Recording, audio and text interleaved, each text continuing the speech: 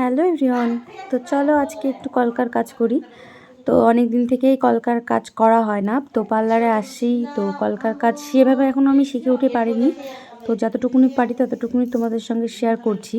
কেমন হয়েছে একটু দেখে কমেন্ট করে বলো, ঠিক আছে? আমি কলকার কাজে একদমই কিন্তু পারদর্শী নয়। আমি প্রথম থেকেই আলপনা টালপনা দিতে খুব কম পারি। আমার হাতের ফিনিশিংটা ভালো না, এক কথায় শোনো। আমার যে হাতের ফিনিশিং সেটা একদমই ভালো না। তার কারণ ছোটোবেলা থেকে না আমি সেভাবে হাতের লেখাই লিখিনি। মানুষের বছরে কতগুলো খাতা নষ্ট হয়ে যায়, আর আমার স্কুলে গিয়ে আমার একটা খাতাই মানে ভরাট হতো না, এরকমটাই আমার হাতের লেখা লিখতাম আমি। সেই জন্য আমার হাতের লেখাটা প্রচণ্ড পরিমাণে খারাপ। আর হাতের লেখা খারাপ হলে কিন্তু হাতের ফিনিশিং সেভাবে আসে না।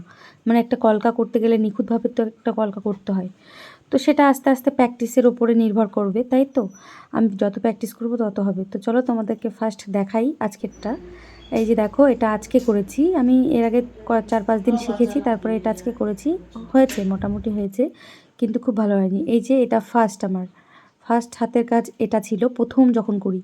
তারপরে এটা করি সেকেন্ড, ঠিক আছে? সেকেন্ডেরটা একটু ভালোই লাগছে দেখতে, একটু লাল করা হয়েছে। তারপরে থার্ড, দেখো থার্ড নম্বরটা কেমন থেদরা বেদরা করেছি। এগুলো কলকা কিন্তু মোটেই চলে না। তারপরে এটা ফোর্থ। তারপরে দেখো এটা হচ্ছে 5।